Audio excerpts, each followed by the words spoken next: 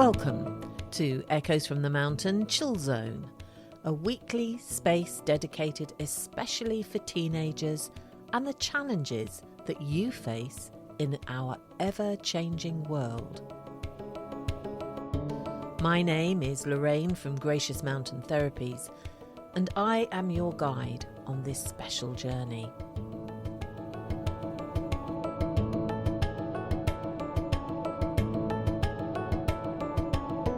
Hi everyone, today we're tackling a monster that haunts every student, exam stress. Exams can make the smartest of us feel frazzled, but don't worry, we're here to help you conquer those tests and tame that anxiety beast. Exams are a fact of life, but stress doesn't have to be. Today, let's explore some techniques that can help you to manage that anxiety and rock those study sessions. First, let's start by looking at what's happening to our bodies when we feel anxious. That heart-pounding, mind-racing feeling. Well, that's your body's fight or flight mode. It is the part of the brain which keeps us safe from harm and is an instinct that stems from when we were cave people. Super useful when faced with a saber-toothed tiger, but not so much before a math test. The reaction we feel is normal, but sometimes it can backfire and make you freeze up during the exam. Now, the good news is we can train our brains to chill out, at least a bit, to take back control. So let's talk techniques. Here are 3 techniques that you could use to help. My number 1 tip, breathe. Sounds basic, but focused deep breathing can calm your nervous system in a flash. Try the box breathe. Breathe in for 4 counts, hold for 4, out for 4, hold for 4, and then keep repeating it. Athletes practice box breathing before a competition and can get up to holding their breath for a count of 7, real control. And they use any anxious feeling to help them compete to a higher level. Another technique is the 5-4-3-2-1 grounding technique, which normally takes 2 or 3 minutes. If you feel overwhelmed or panicky, then this simple exercise, say, just takes a couple of minutes and brings you back into the present moment. It's easy to remember, and best of all, you can do it anywhere, and it uses all of your senses. So here we go. First of all, look for 5 things that you see. Look around and name 5 objects you can see. Focus on their colour, shape, and texture. 4 things you feel. Notice 4 physical sensations.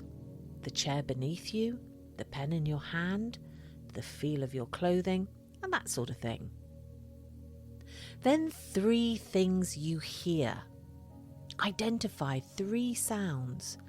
A ticking clock, distant traffic, your own breath, anything.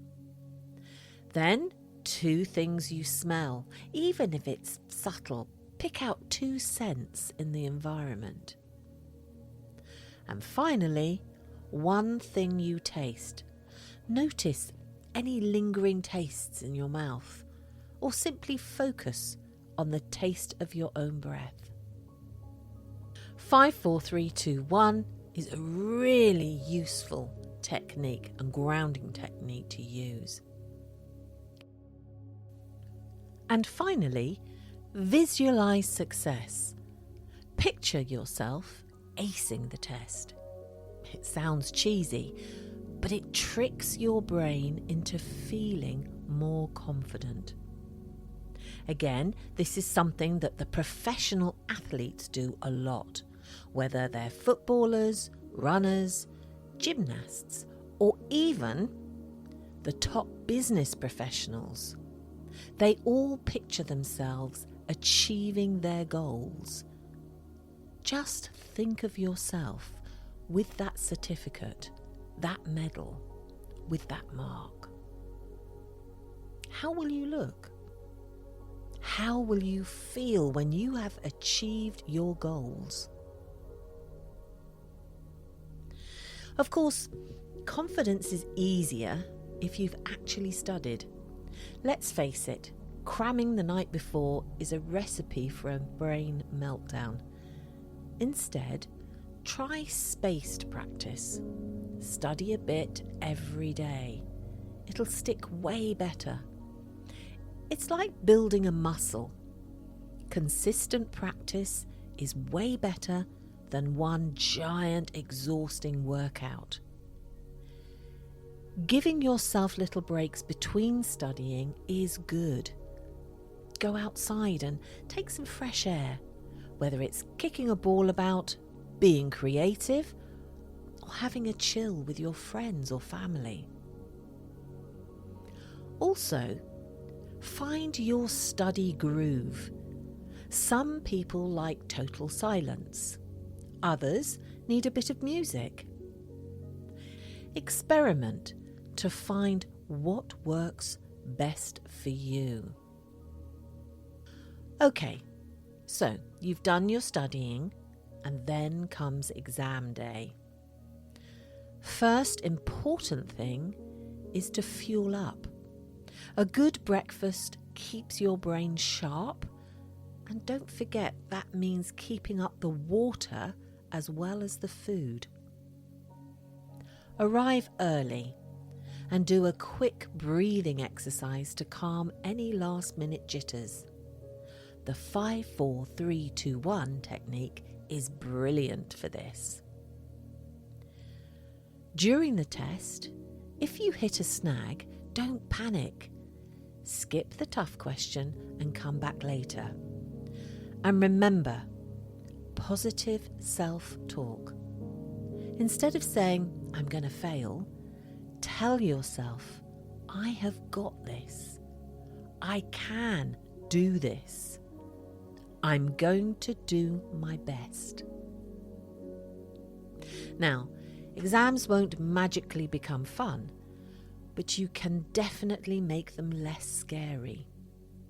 Remember, breathe, study smart, and believe in yourself. Yes, maybe you will still feel a bit nervous, but knowing you have tools to manage it makes a huge difference. And remember, your grades don't define you. Do your best and be proud of the effort.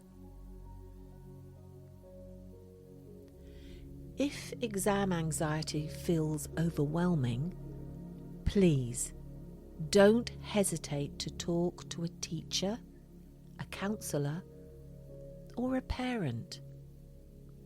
There is help available. Thank you for listening, and I hope you enjoyed this first Echoes from the Mountain Chill Zone. I'd love to hear your thoughts on today's episode, so please feel free to comment below, or if you have any particular subjects you would like me to cover in the Chill Zone, then drop me a line. I am Lorraine from Gracious Mountain Therapies, and you have been listening to Echoes from the Mountain. If you want to make sure you don't miss an episode, then please press the follow and subscribe button. If you know someone who would enjoy the Echoes from the Mountain podcast and YouTube channel, then please share the links or look us up on social media channels such as Facebook, LinkedIn, and YouTube. Till next time, take care. Good luck with those exams. Remember, you are not alone on this journey of discovery. We are all finding our way.